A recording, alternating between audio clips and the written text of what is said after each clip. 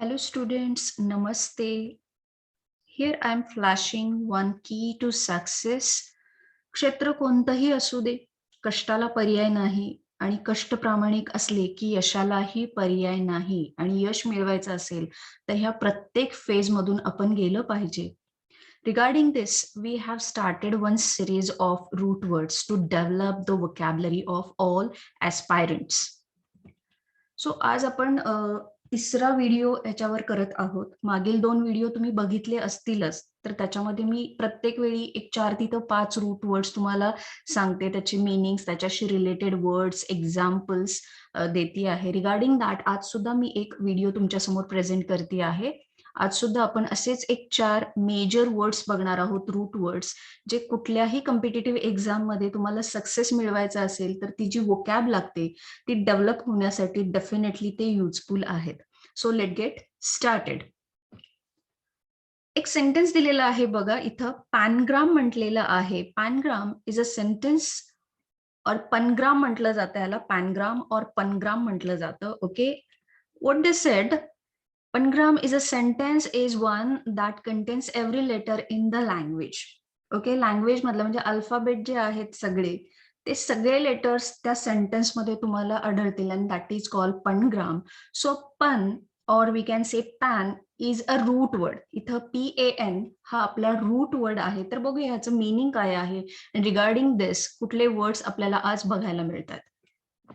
Okay, so PAN or we can call it as a pan or pun, त्याचा अर्थ आहे all, म्हणजे सगळं ह्याच्यामध्ये समाविष्ट असतं, त्याला आपण पॅन म्हणतो. तर पॅन्जिया हा वर्ड दिलेला आहे बघा. तर इथे इमेजमध्ये तुम्हाला दिसतंय की an ancient supercontinent that included almost all of the earth's land, की हे जे सगळे कॉन्टिनेंट्स आहेत डिवायडेड आहेत, पण असं एक इमॅजिनेशन मध्ये एखादा असा खंड ज्याच्यामध्ये अख्खी पृथ्वी समाविष्ट केलेली आहे, अशा पद्धतीनं त्याचा अर्थ, म्हणजे इमॅजिनेशन मध्ये हे डेव्हलप झालेलं आहे, कल्पना केलेली आहे की ह्या पृथ्वीचा एक अखंड असा भाग आहे, त्याला आपण पॅन्जिया म्हणणार आहोत. तर तेच पुढे जाऊन पॅनेजिक असं म्हटलं जातं. पॅनेजेरिक. सो पॅनेजेरिक म्हणजेच काय, तर एखाद्याला प्रेज करायचं असेल, एखाद्याचं अप्रेझल करायचं असेल, त्याच्याविषयी खूप चांगले वर्ड्स जेव्हा यूज केले जातात, ओके, तर त्याच्यासाठी किंवा टोकन ऑफ लव्ह किंवा मोमेंटम आपण जेव्हा देतो, एखाद्यानं चांगलं काम केलेलं आहे, तर त्यावेळी जे वर्ड्स यूज केले जातात, ज्या पद्धतीनं बोललं जातं, त्याला पॅनेजेरिक म्हटलं जातं. The next one is panoply. आता इथं बऱ्यापैकी मी पॅनेजेरिक्सशी रिलेटेड काही सिनोनिम्स दिलेले आहेत. तर त्याच्यामध्ये लॉडिएट्री हा एक आरसी पॅसेज जर तुम्ही सोडवत असाल तर डेफिनेटली तुम्हाला माहिती आहे, हा एक टोनचा प्रकार आहे ज्याच्यामध्ये एखाद्याची स्तुती केलेली असते, प्रशंसा केलेली असते आणि त्याच्यानुसार तो पुरा पॅरेग्राफ मेंटेन तसा टोन केलेला असतो. किंवा कॉम्प्लिमेंट्स आपण देतो बघा एखाद्याच्या दिसण्यावर, त्याच्या बोलण्यावर. So everything comes under panegyric. The next one is panoply. Panoply हा ग्रुप रिगार्डिंग लोकांचा समूह, ज्याच्यामध्ये वेगवेगळ्या देशातले लोक असं आपण म्हणूया, किंवा वस्तूंचा समूह ज्याच्यामध्ये व्हरायटी थिंग्स आपल्याला बघायला मिळतील आणि ते बघितल्यावर आपल्याला खूप प्लेजर वाटणार आहे. So all kinds of things, all kinds of people, अशा पद्धतीने तो कन्सिडर केलेला आहे. सो ज्याच्यामध्ये खूप गोष्टींचा समावेश होतो, रादर सगळ्या गोष्टींचा समावेश होतो, अशा गोष्टी म्हणजे पॅनोपोली असं समजलं जातं. Okay, the next one is Pantheon. Pantheon is supposed to be a temple dedicated to all the gods. तर असं समजलं जात होतं की जसं आपण पॅन्जियाचं इमॅजिनेशन केलं, तसंच इन द सेन्स की पॅन्थियनचं सुद्धा एक इमॅजिनेशन आहे की ज्याच्यामध्ये मोस्ट प्रोबॅबली सगळे जे गॉड आहेत, गॉडेसेस आहेत, सगळ्या धर्माच्या, सगळ्या रिलिजियनच्या, तर त्यांना एकत्र जिथं पूजलं जातं किंवा एकत्र समाविष्ट केलेलं जे मंदिर आहे त्याला पॅन्थन म्हटलं जातं. पण खूपदा हा वर्ड एखाद्या देशातल्या रिस्पेक्टेड लोकांसाठी किंवा ऑनररी जे लोक आहेत, जे ऑनर्ड पोझिशनवर आहेत, ग्रेट टाइम ज्यांनी एस्टॅब्लिश केलेला आहे, अशा लोकांसाठी सुद्धा हा वर्ड वापरला जातो, for all those people. So इथं सुद्धा ऑल हा अर्थ तसाच मेंटेन केलेला आहे, बट रिगार्डिंग एक टेम्पल येऊ शकतं त्याच्यामध्ये, किंवा पीपल ज्यांनी ग्रेट टाइम क्रिएट केलेला आहे त्यांच्या काळातला. So for this we can use such kind of words. आता इथं मी काही वर्ड्स दिलेले आहेत रिगार्डिंग PAN. सो आपल्याकडे पॅन कार्ड असतं ज्याच्यामध्ये आपली आयडेंटिटी रिव्हील झालेली असते सगळी, every details of arts. So every किंवा ऑल ह्याला पॅन हा आपण रूट वापरतो. तर पॅन कार्ड असतं त्याच्यामध्ये, किंवा पेनासिया. पेनासिया म्हणजेच काय, एक रामबाण इलाज म्हणूया आपण, की सगळ्या गोष्टींवर, सगळे जे आजार आहेत त्या आजारांवर एकमेव रामबाण इलाज जो असतो त्याला पेनासिया म्हटलेला आहे. तर इथं बऱ्यापैकी सगळे वर्ड्स रिगार्डिंग PAN रूट जे आलेले आहेत ते मी देण्याचा प्रयत्न केलेला आहे. Let's go with the next root. जसं आपण PAN रूट बघितलेला आहे तसंच इथं अजून एक रूट आहे आणि ते रूट आहे OMNI, omni. Okay, so omnibus तुम्हाला माहिती असेल हा कन्सेप्ट, की ज्याच्यामध्ये सगळ्या प्रवाशांना घेऊन जायचं, ट्रान्सपोर्टेशन केली जाते. जास्तीत जास्त प्रवाशांना घेऊन जाण्यासाठी ती बस असते. सो ओमनीचा अर्थ सुद्धा ऑल किंवा जास्ती, भरपूर अशा पद्धतीनं घेतला जातो. सो इथं काय म्हटलं बघा, एक वर्ड दिलेला आहे ओमनी प्रेझेंट. सो इथे एक इमेज डिस्प्लेड झाली आहे बघा, की आपण म्हणतो की गॉड इज ओमनी प्रेझेंट. खूपदा आपण जी सुपर पॉवर आहे, जी सर्वश्रेष्ठ अशी शक्ती आहे त्याच्या पुढे लीन होतो. तर जस्ट लाईक दॅट, की इथं ओमनी प्रेझेंट म्हणजे सर्वत्र प्रेझेंट असलेला, सर्वत्र हजर असलेला, सगळीकडे आढळणारा. मग जी लाईट आहे, जो प्रकाश आहे तो सगळीकडे असतो. एनर्जी जी आहे, जी आपल्यामध्ये आहे, निसर्गामध्ये आहे, जी सगळीकडे असते. सो हे सर्वत्र असलेला, ह्याच्यासाठी ओमनी प्रेझेंट हा वर्ड वापरला जातो.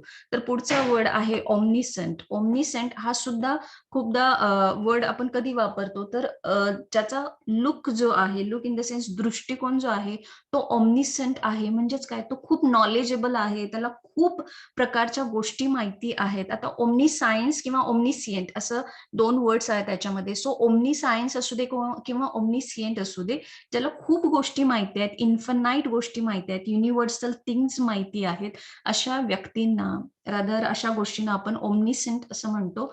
आणि रिलेटेड टू गॉड हा सुद्धा वर्ड वापरला जातो. इथं मी तुम्हाला सायमल्टेनियसली त्या वर्डशी रिलेटेड सिनोनिम्स देते आहे. सो अजून सुद्धा तुमची वर्ड पॉवर याच्यामधून जास्तीत जास्त वाढत जाईल. सो ओमनिसेंटला आपण अल्मायटी म्हणतो किंवा ऑल वाईज म्हणतो, इन्फिनाइट म्हणतो, डिवाइन म्हणतो. सो ह्या सगळ्या गोष्टी याच्यामध्ये कन्सिडर केल्या जातात.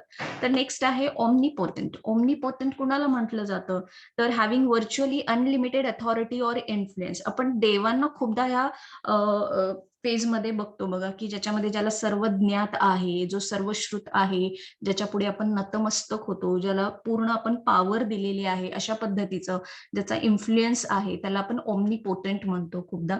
तर ह्याच्यामध्ये फक्त परमेश्वराविषयीच नाही किंवा गॉड रिलेटेडच नाहीये, तर खूप अशी लोक आहेत ज्यांच्याकडे खूप पोझिशन आहे, ज्यांचा इन्फ्लुएन्स आपल्यावर असतो, त्यांना सुद्धा आपण ओमनिपोटेंट म्हणतो, ओमनिसियंट म्हणू शकतो. तर त्याच्यासाठी सुद्धा मी इथं तुम्हाला बऱ्यापैकी वर्ड्स दिलेले आहेत. मीन्स ज्याच्याकडे सगळ्या पॉवर आहेत, जो सुप्रीम आहे, जो डिवाइन आहे. ओके, मोस्ट प्रोबॅबली आपण सोल रिलेटेड ह्या वर्ड्स वापरतो. सो डिवाइन सोल आहेस तू, असं म्हणतो बघा आपण. सो ज्याच्या मनामध्ये कुठलंही पाप नाही, जो खूप सुप्रीम वाटतो आपल्याला, अशा पद्धतीच्या गोष्टींना, रादर त्या पॉवर्सना आपण काय म्हणतो, ओमनिपोटेंट असं म्हटलेलं आहे. नेक्स्ट वर्ड आहे ओमनिवर्ड. हा रिगार्डिंग वॉट, तर काही ॲनिमल्स रिलेटेड हा वर्ड आहे, जे ॲनिमल्स बोथ प्लांट आणि ॲनिमल्स ईट करतात. म्हणजे ते शाकाहारी सुद्धा आहेत आणि मांस खाणारे सुद्धा आहेत. त्यांना ओमनिवर्स म्हटलेलं आहे. सो त्याच्याशी रिलेटेड वर्ड्स इथं दिलेले आहेत. ग्लटन असू दे किंवा रिगार्डिंग बाकीचे जे वर्ड्स आहेत, गव्हर्नमेंट वर्ड आहे. सो इथं हर्बीवोरस म्हणजे शाकाहार करणारे, आणि इथं कार्निवोरस म्हणजे मांसाहार करणारे प्राणी, आणि ह्या दोन्हीचा आहार घेणारे म्हणजे ओमनिवोरस. सो ऑल किंवा जास्तीत जास्त, भरपूर असं जे सगळं आहे त्याचा अर्थ काय असणार आहे, तो जो रूट आहे तो म्हणजे ओमनी आहे. सो इथं दिलेला आहे बघा, हा लॅटिन रूट आहे ज्याच्यामध्ये सगळं कन्सिडर केलेलं आहे. एव्हरीथिंग, ऑल किंवा एव्हरी ज्याला म्हटलं जातं, दॅट कम्स अंडर ओमनी. म्हणजे ओमनी शब्द ज्या ज्या वर्ड्समध्ये दिसेल तुम्हाला, ओमनी हा रूटच्या वर्ड्समध्ये दिसेल, त्यांचा अर्थ रिगार्डिंग सगळं, सर्व असं असणार आहे.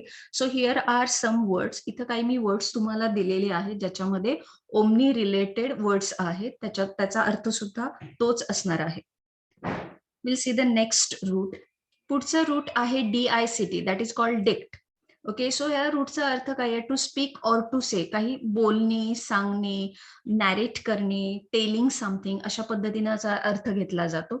तर इथं पहिला वर्ड घेतलेला आहे बघा डिक्शनरी. डिक्शनरी हे एक रेफरन्स बुक आहे ज्याला आपण शब्दकोश म्हणतो, की आपण जे बोलतो अ, जी लँग्वेज आपण बोलत असतो, तर ते जे शब्दापासून बनलेली असते आणि त्या शब्दांचे अर्थ, त्यांचं लिटरली मीनिंग जे आहे, त्यांच्यासाठी असणारे सिनोनिम्स अँड अँटोनिम्स हे सगळे आपल्याला त्या शब्दकोशामध्ये मिळत असतात. सो इथं डिक्शनरी पिक्चर दाखवलेलं आहे बघा डिक्शनरीचं आणि a new word is added to the dictionary every 2 hours आणि प्रत्येक 2 तासाला एक नवीन वर्ड डिक्शनरीमध्ये दरवेळी ॲड होत असतो. सो हा जो शब्दकोश आहे तर dict is related to speak, to say तर डिक्शनरीमध्ये असे भरपूर वर्ड समाविष्ट केलेले असतात, जे आपल्याला खूप काही सांगत असतात, समजून देत असतात, make us understand. So dict हा वर्ड त्याच्यासाठी वापरलेला आहे. आता इथे मी एका वेळी 3 वर्ड्स तुम्हाला दाखवणार आहे, जेणेकरून ह्या तिन्ही वर्ड्समध्ये एक इंटरलिंकिंग आहे, ॲज वेल थोडा कॉन्ट्रास्ट सुद्धा तुम्हाला दिसणार आहे. सो ॲडिक्ट हा जो वर्ड आहे, तो मोस्ट प्रोबॅबली आपण कधी वापरतो? तर खूपदा एखाद्या गोष्टीचं व्यसन लागलेलं असतं, म्हणजेच काय ती गोष्ट आपण सतत करत असतो, सतत वापरत असतो. त्या गोष्टीचं आपल्याला ॲडिक्शन लागलेलं आहे असं आपण म्हणतो. तर त्याच्याशी रिलेटेड इथं मी सिनोनिम्स दिलेले आहेत बघा. तर in in the same way इथं सांगितलेलं आहे इंटरडिक्ट म्हणजे असं सांगितलेलं आहे, की गोष्टींना अटकाव करणे. बघा ॲडिक्टमध्ये सतत एखादी गोष्ट करणे आणि इंटरडिक्टमध्ये गोष्टींना अटकाव केला जातो, प्रतिबंध केला जातो. एक ऑब्स्टॅकल क्रिएट केलं जातं, की काही ठिकाणी काही झोन्स असतात बघा. त्या झोन्समध्ये आपल्याला मोबाईल अलाव केलेला नसतो. काही झोन्समध्ये आपल्याला क्लिकिंग अलाव केलेलं नसतं. Smoking, alcohol is not allowed here अशा पद्धतीनं. तर अशा वेळी इंटरडिक्ट हा तिथं वर्ड वापरला जातो. सो इंटरडिक्ट म्हणजेच काय तर फॉरबिड, प्रोहिबिट, ओके, डिसअलाव करणं, प्रोहिबिशन किंवा टॅब्यू रिलेटेड सगळे वर्ड्स इंटरडिक्टला काय आहेत? सिनोनिम्स आहेत. तर याच्या बरोबरीनेच कॉन्ट्राडिक्ट हा आपण वर्ड स्टडी करणार आहोत. तर कॉन्ट्राडिक्ट म्हणजे काय? जेव्हा 2 व्यक्तींचा मतभेद होतात. एक एक एक माणूस आपल्या मतावर ठाम आहे, जो एस म्हणून कन्सिडर करतो आणि दुसराच माणूस त्याच्या मतावर ठाम आहे, जो दुसऱ्याच्या मताला विरोध करतोय. सो या एस-नोमध्ये जे आहे, जे मतभेदता आहे, that is called contradict. So ह्याच्याशी रिलेटेड खूपशे वर्ड्स इथं दिलेले आहेत बघा. सो हे तिन्ही वर्ड्स इंटरलिंक्ड आहेत आणि त्यांचा जर मीनिंग वाईज स्टडी केला तर डेफिनेटली ह्या सगळ्यामध्ये काहीतरी सांगणं आहे, काहीतरी बोलणं आहे. पण at the same time use regarding सुद्धा आहे, की एखादी गोष्ट सतत करणे. सो डिक्ट ह्याचा अर्थ जरी सांगणे, बोलणे किंवा सतत करणे अशा पद्धतीनं आपल्याला घेता येतो. तर इथं सुद्धा ॲडिक्ट कुणाला म्हटलं जातं? कुणाला म्हटलं जातं ॲडिक्ट ॲडिक्ट आहे हा. एखादा वेडा म्हटलं जातं, नट म्हटलं सुद्धा जातं किंवा एखादा फॅन असतो जो सतत मागे फॉलो करत असतो त्याच्या आवडत्या माणसाला वगैरे. सो अशा लोकांना आपण ॲडिक्ट म्हणतो. सो कुणासाठी हे वापरलं जातं हे सांगणं त्याच्यासाठी डिक्ट हा आपल्याला रूट वापरला जातो. सो इथे सांगितलेलं आहे बघा कॉन्ट्राडिक्टशी रिलेटेड डू नॉट एंटर आणि एंटर ओन्ली. सो ह्या 2 कॉन्ट्रास्ट आयडिया सांगितलेल्या आहेत, की एके ठिकाणी जाऊ देत नाहीयेत आणि एके ठिकाणी तिथूनच एंट्री आहे. सो असं कॉन्ट्राडिक्ट आयडियाज सुद्धा इथं सांगितलेल्या आहेत. Next is diction. So diction हा वर्ड जो आहे, जी आपण लँग्वेज यूज करत असतो, तर त्या लँग्वेजमध्ये सुद्धा व्हरायटी वर्ड्सपासून ती बनलेली असते. तर तुम्ही जे वर्ड्स यूज करता, ज्या मॅनरमध्ये ते यूज करता, तर ती तुमची डिक्शन असते. फॉर एक्झाम्पल एखादं समजा कॉम्पिटिशन असेल, आता इथे वर्ड्स दिलेले आहेत, सिनोनिम्स दिलेले आहेत. इलोक्युशन कॉम्पिटिशन असू दे, स्पीच कॉम्पिटिशन असू दे किंवा आर्टिक्युलेशन असू दे, प्रोनन्सिएशन असू दे.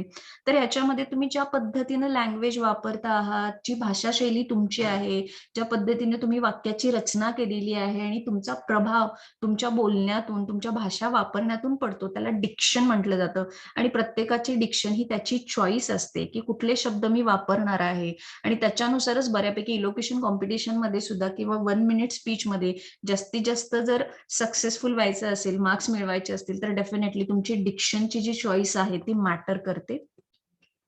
पुढचा वर्ड आहे इडिक्ट. सो इडिक्ट म्हणजे एक प्रकारचा हुकूम किंवा आदेश आणि तो पण एक औपचारिकरित्या घेतलेला किंवा अथॉरिटेटिव्ह पर्सननी घेतलेला असतो. So addict is the word for that, की एखाद्या अथॉरिटी पर्सनने एखादा जाहीरनामा काढलेला, एखादा फतवा काढलेला आहे, तर त्याच्यासाठी हा वर्ड वापरला जातो.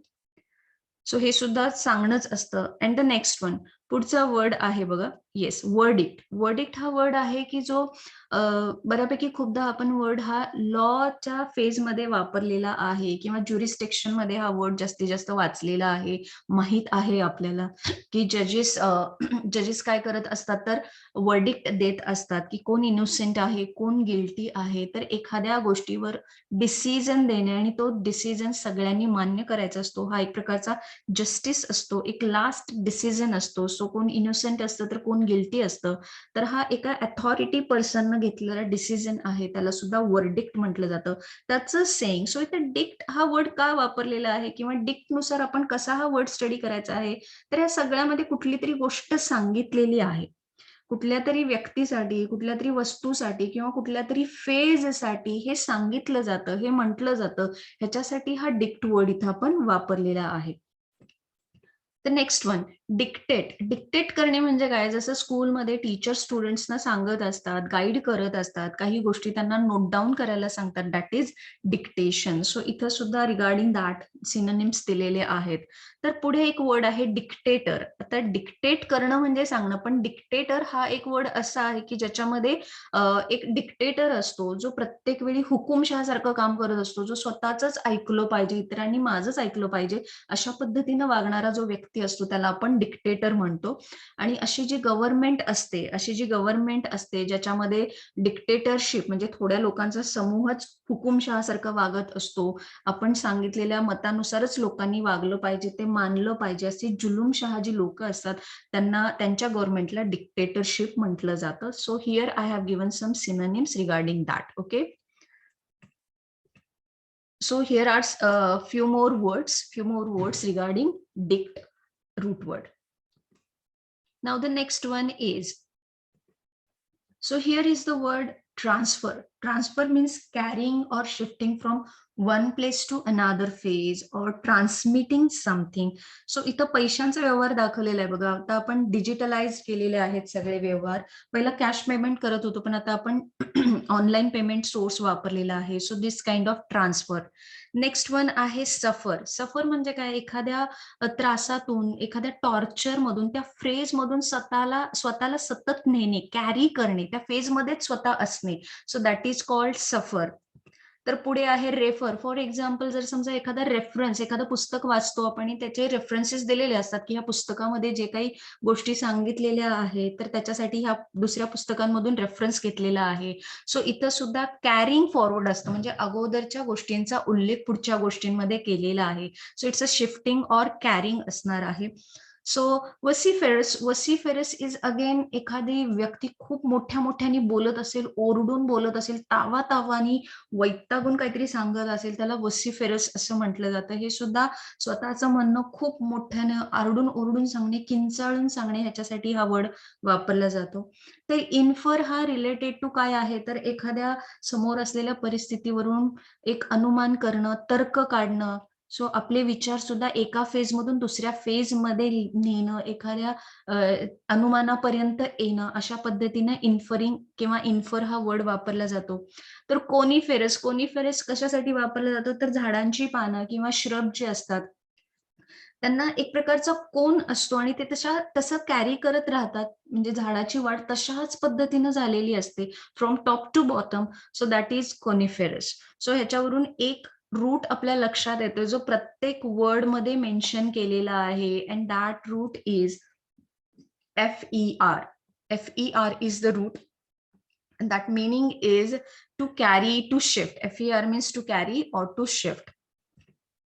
इथे काही वर्ड्स दिलेले आहेत रिगार्डिंग FER. सो ट्रान्सफर असू दे, सफर, different, refer, prefer. So all these words means carrying or shifting something. So here I told you the 4 words of today's roots. Thank you for the session.